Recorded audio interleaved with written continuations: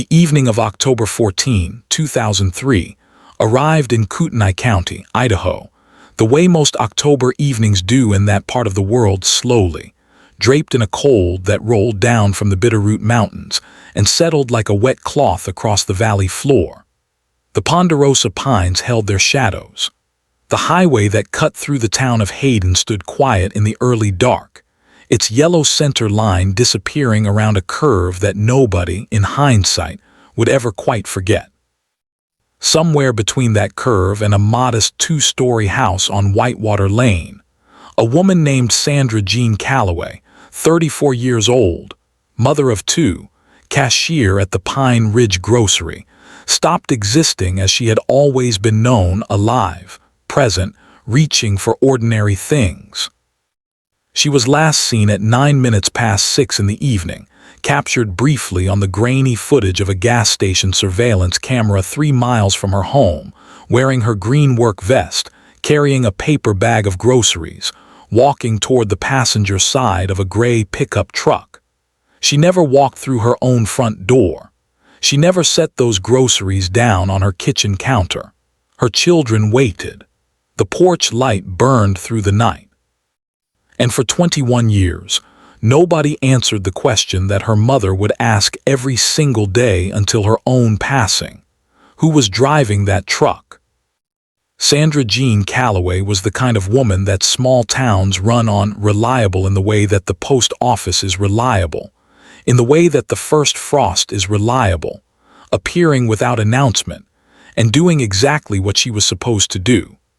She had grown up in Coeur d'Alene, 20 minutes south, and had moved to Hayden in 1997 after marrying Dennis Earl Calloway, 39 at the time of her disappearance, an equipment operator for a local logging contractor. They had 2 children, Marcus, who was 9 years old in October 2003, and Lily, who had just turned 7 the previous August.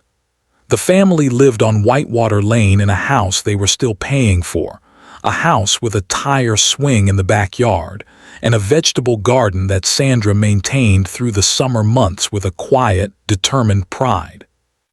Her daily routine was unremarkable in the way that only becomes remarkable in retrospect.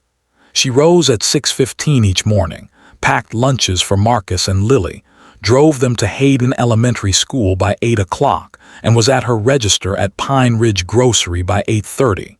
She worked the morning and early afternoon shift, ending at 5:30 on most weekdays. Tuesdays and Thursdays she stayed until 6. October 14, 2003 was a Tuesday. Her supervisor, Barbara Holtz, later told investigators that Sandra had seemed perfectly normal that day, cheerful, even. She was laughing with one of the other girls about something, Barbara told deputies. Something about a coupon for cereal. She wasn't upset about anything. She was just herself. The afternoon of October 14th had been cool and overcast, the kind of sky that sat low over the Idaho panhandle in autumn, gray and purposeful, as if preparing for something. The temperature at 6 o'clock that evening was 41 degrees Fahrenheit. A light northwest wind moved through the parking lot of the Pine Ridge Grocery and rattled the seasonal display of pumpkins arranged near the entrance. Sandra clocked out at 5:57. She purchased a small bag of groceries, milk, bread, a box of macaroni, a package of the fruit snacks that Lily liked, and was seen walking through the parking lot at approximately 6:02. 3 other employees saw her leave. None of them saw her get into a vehicle in the store lot. The next time she appeared on any recorded surface, she was on the footage from the Ridgeline gas station on Route 95 at 6:09, walking toward a gray truck parked at the far edge of the forecourt. The gas station footage was poor by any standard. A single camera mounted above the register, angled toward the pumps, capturing the lot in grainy black and white. Investigators would later spend considerable effort trying to determine the make and model of the truck. The consensus among analysts was that it was a full-size American pickup, likely from the early 1990s, with a standard cab. The license plate was not visible. The driver, who had stepped briefly from the vehicle before Sandra arrived, was caught for a total of 4 seconds in the frame. A figure in a dark jacket, medium build, face turned away from the camera. He got back in before Sandra reached the truck. She opened the passenger door, climbed in, and the truck pulled out of the lot and turned north on Route 95.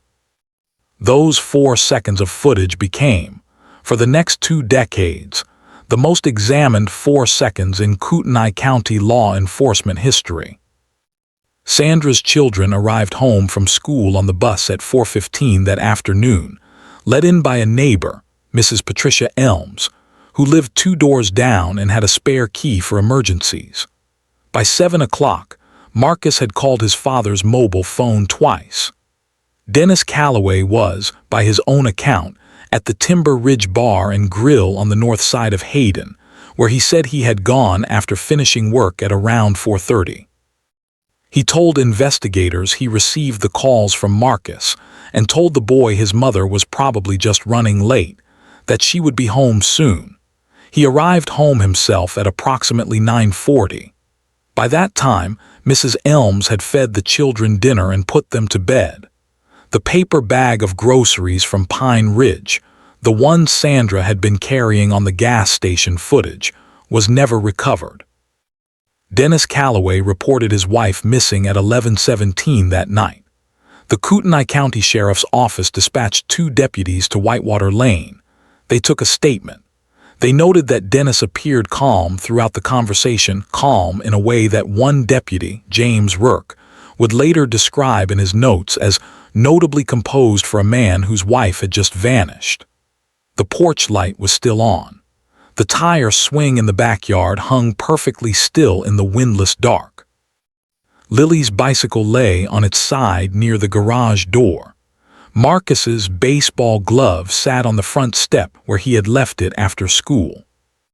By the morning of October 15th, the Kootenai County Sheriff's Office had expanded its inquiry and contacted the Idaho State Police.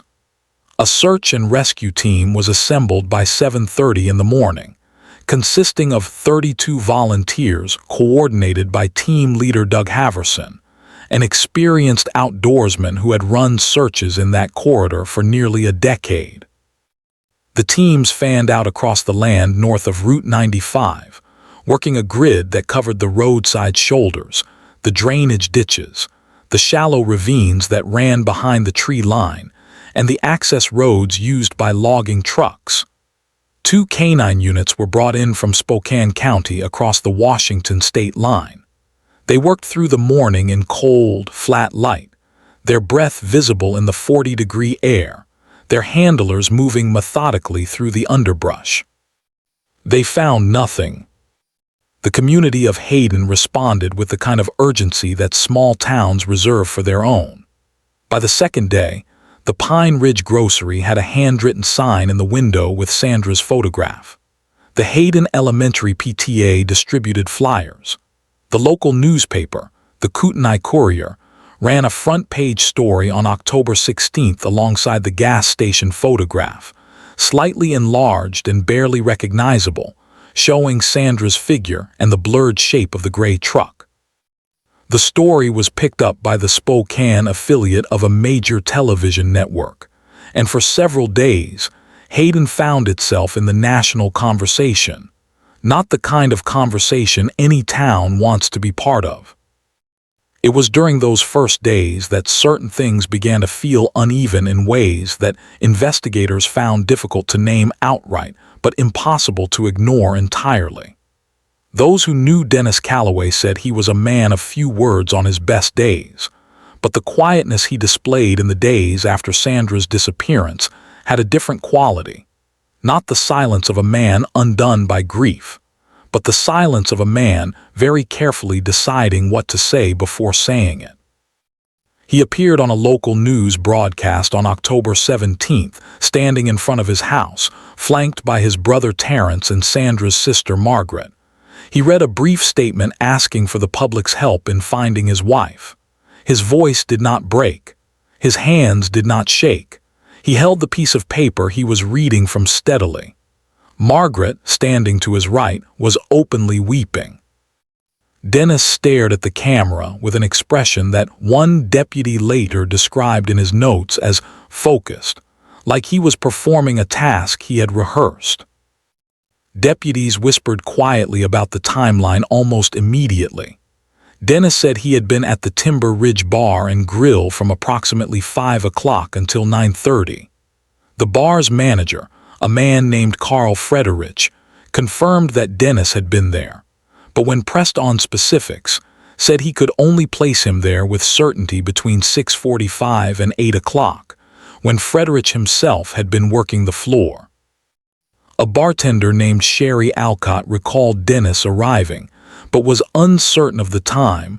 She thought it might have been closer to 6:30 than 5.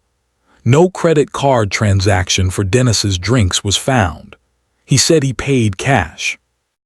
The Kootenai County Sheriff's detective assigned to the case, Howard Marsh, a 20-year veteran who had worked missing persons investigations throughout the Idaho Panhandle, began to build a quiet file of discrepancies. Dennis's truck, a 1991 Ford F-150, silver gray, had, according to its odometer, traveled 43 miles on October 14th. Dennis's stated route that day, from his work site to the bar to home, accounted for approximately 28 miles. Marsh noted this in his case files. He noted it carefully, underlined it, and returned to it often. He requested the vehicle for forensic examination. Dennis consented. The forensic team found the interior had been recently cleaned with a commercial product. This was not in itself conclusive, but it was noted. The gas station camera footage was enhanced and sent to 3 separate laboratories over the following weeks. The figure in the dark jacket could not be positively identified. The truck could not be definitively matched. A canvass of residents along Route 95 between the gas station and the Calloway home produced nothing actionable. Sandra's mobile phone, a basic flip phone, showed no outgoing calls after 5:49 that evening, when she had called her mother from the store lot. The phone itself was never found. Dennis said she must have had it with her. Her bank account showed no withdrawals after October 14th. Her passport was found in a kitchen drawer. Her car remained in the Pine Ridge grocery parking lot where it had been left since that morning.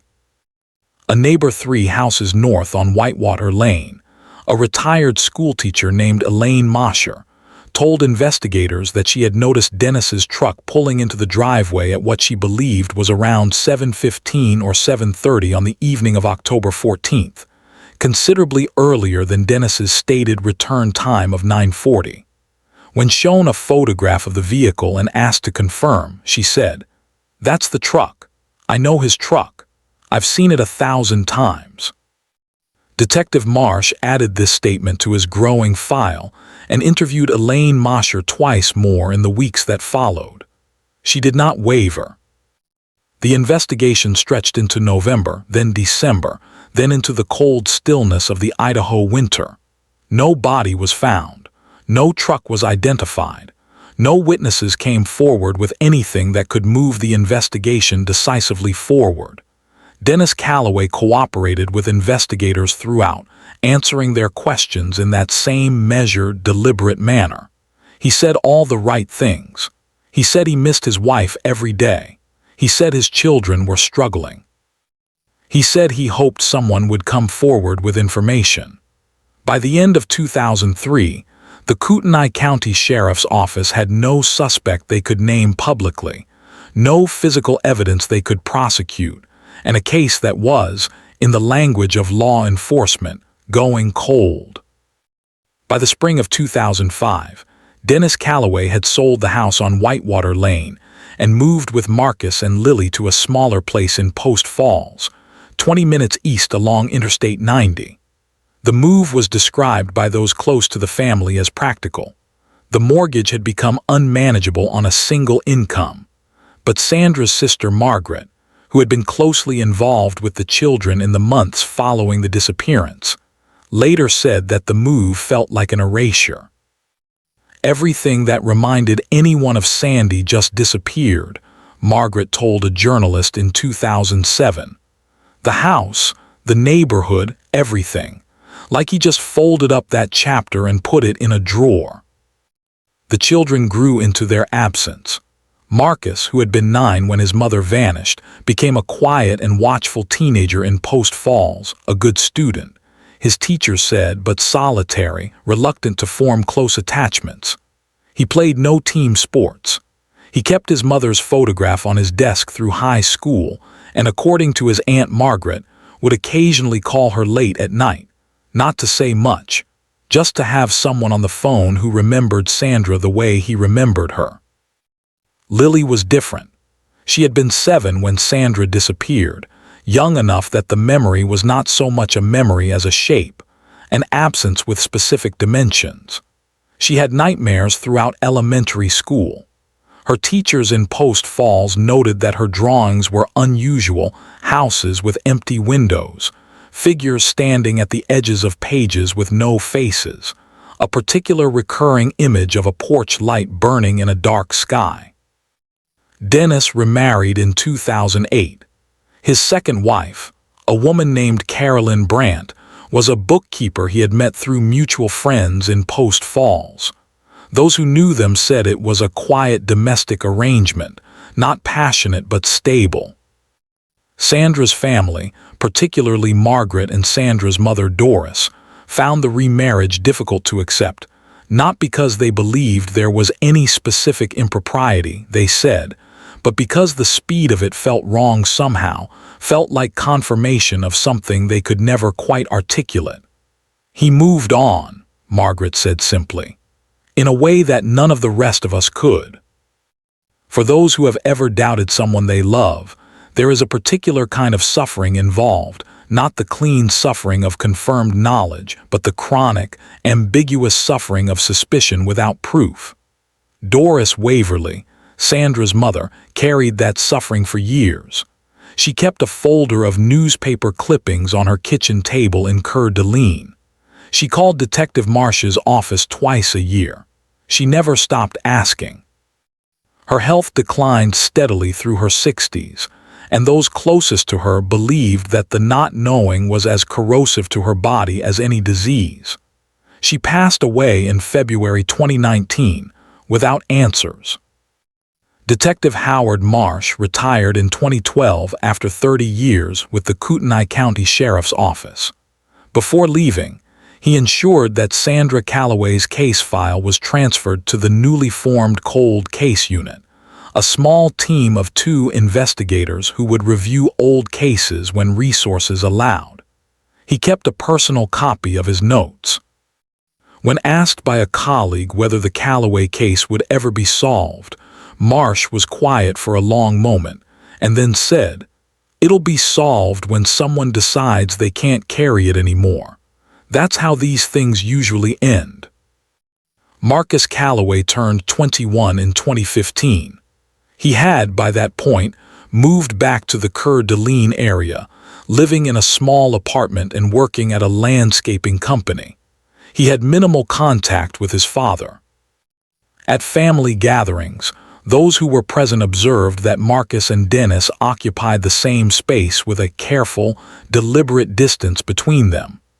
Not hostility exactly, but something that looked like 2 people who had agreed, without saying so, not to stand too close to a particular subject. Lily remained in Post Falls through her high school years and into her early 20s, and while she maintained a surface-level relationship with her father, she later told investigators that there had always been things she noticed but did not understand, things that only arranged themselves into a coherent shape much later, after a specific conversation in the autumn of 2023. By the early 2020s, the Sandra Calloway case had not been forgotten so much as deposited into the permanent, aching archive of unresolved questions that accumulates in every county in America. The Kootenai Courier had run anniversary retrospectives at the 5, 10, and 15-year marks. A true crime blog had devoted a detailed post to the case in 2018, generating renewed public interest for a few weeks before fading again. The Cold Case Unit had revisited the file 3 times between 2012 and 2022, each time concluding that without new evidence or a willing witness, there was no clear avenue for prosecution. The 43 miles on the odometer, Elaine Mosher's account of the truck returning at 7:15, the commercial cleaning product, the 4 seconds of footage, all of it sat in a folder waiting. And then, in November 2023, Lily Calloway, now 27 years old and working as a medical receptionist in Spokane, drove to the Kootenai County Sheriff's Office and asked to speak with someone from the Cold Case Unit. She sat in an office that smelled of old coffee and institutional carpet, and she told them what her brother Marcus had told her 3 weeks earlier, on a Sunday afternoon in his apartment in Coeur d'Alene, in a conversation that had begun as something else entirely and ended with Marcus finally, after 20 years of carrying it, setting something down. The conversation between Marcus and Lily Calloway that Sunday in October 2023 had started over dinner, pasta, a bottle of wine, the ordinary materials of a sibling evening. Marcus had been quieter than usual, Lily later said, looking at things that weren't there. At some point in the evening, Lily mentioned that she had been thinking about their mother again, the way she often did in October when the anniversary passed through without ceremony. She said that she had been going through some old photographs and had found one of the 4 of them, Sandra, Dennis, Marcus, Lily, from a summer trip to Silverwood Theme Park in 2002, the summer before everything ended. Marcus looked at the photograph for a long time, and then he said, "I need to tell you something I should have told somebody a long time ago." What Marcus told his sister was this. On the evening of October 14, 2003, he had been awake when his father came home. He had not been asleep, as his father had believed. He had been sitting at the top of the stairs in the dark, in the way that 9-year-old boys do when they are worried and cannot settle. He heard his father come in through the back door, not the front, at approximately 7:15 in the evening. He heard his father go into the bathroom. He heard the shower run for a very long time. He heard his father go into the garage. He heard the sound of the garden hose being run outside. He sat at the top of the stairs, not moving, not sure what he was afraid of, and then his father came upstairs and looked in on him, and Marcus had closed his eyes and pretended to be asleep, and his father stood in the doorway for a moment and then moved on. Marcus told his sister, "I was 9, I didn't know what I knew, I just knew I was scared." Lily listened. She did not speak for a long time, and then she drove to the Kootenai County Sheriff's Office and asked to speak with someone from the Cold Case Unit. The Cold Case Unit investigators assigned to the Calloway file in 2023 were Sergeant Dana Prescott, a 12-year veteran of the office, and Detective Ramon Firo, who had joined the unit in 2019 after several years in the county's Property Crimes Division. Prescott and Firo received Lily's statement on November 9, 2023. They reopened the file formally on November 14, 2023. Within the same week, they located and re-interviewed Elaine Mosher, now in her 80s and living in an assisted care facility outside Coeur d'Alene. Her memory of the gray truck returning at 7:15 on October 14, 2003 was unchanged. "I saw what I saw," she told them. "I've always known what I saw." Sergeant Prescott and Detective Firo also located Marcus Calloway, who agreed immediately to provide a formal statement. He was 30 years old now, no longer the quiet 9-year-old at the top of the stairs, but the testimony he gave was the same in every essential detail as what he had told his sister. He described the back door opening, the shower, the garden hose, the way his father had stood in his doorway. He said, "I've been carrying this since I was 9 years old. I need to put it down." The investigators then turned to the forensic record. The original soil samples taken from the property at Whitewater Lane in 2003 had been stored in the county evidence facility, as had the logs from the Canine Unit's search routes.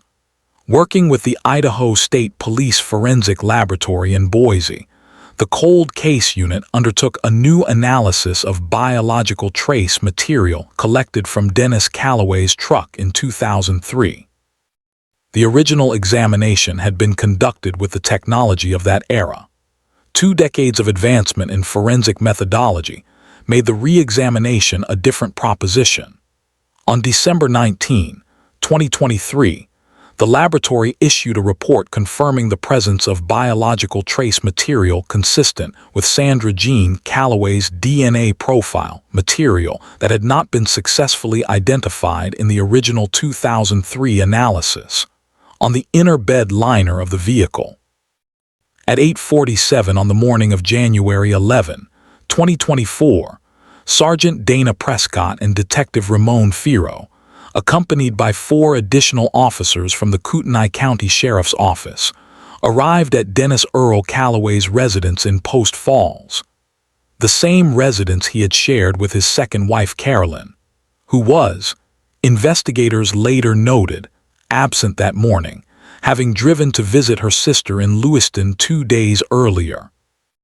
Though no connection was established between her absence and the timing of the arrest. Dennis Calloway answered the door in a gray flannel shirt and reading glasses. He looked at the officers and then at Sergeant Prescott, and something passed across his face that those present described differently when asked about it afterward. One officer said he looked resigned, like he had been expecting it for years. Another said he looked confused, genuinely confused, like this was all a mistake. Prescott looked at him for a moment and then said, "Dennis Earl Calloway, you are under arrest for the unlawful taking of the life of Sandra Jean Calloway on or about October 14, 2003. He did not speak. He held out his wrists. The Kootenai Courier ran the story within hours of the arrest being processed. By that afternoon, it had been picked up by the Associated Press. By evening, it was on the national networks. The faces of Sandra Calloway, the smiling woman from the family photographs, the blurred figure on the gas station footage, were on screens across the country alongside the booking photograph of Dennis Calloway, 60 years old now, still composed, still wearing the same expression that had unnerved investigators 20 years earlier. The community reaction was immediate and divided in the way that these things always are, split along the lines of those who had always sensed something wrong and those who had simply known Dennis Calloway as a neighbor, a coworker, a man at the bar, and found it impossible to reconcile. Those who had always felt the unease, Sandra's sister Margaret, the deputies who had worked those early cold October nights, Elaine Mosher watching from her window, felt the particular exhausted relief of people who have been waiting for the world to catch up to something they already knew. Those who had not felt it, the friends from Timber Ridge, the coworkers from the logging contractor, people who had watched his second marriage and his ordinary life and seen nothing alarming, moved through a period of disbelief that gradually, painfully, hardened into something more complicated. Carolyn Brandt, Dennis's second wife, released a brief statement through a lawyer on January 13, 2024, saying that she was shocked and devastated by the arrest and that she was cooperating fully with authorities. She has not made public statements since. Dennis Earl Calloway entered a plea of not guilty at his arraignment on January 22, 2024. He was held without bail on the grounds that he had means and potential motivation to flee.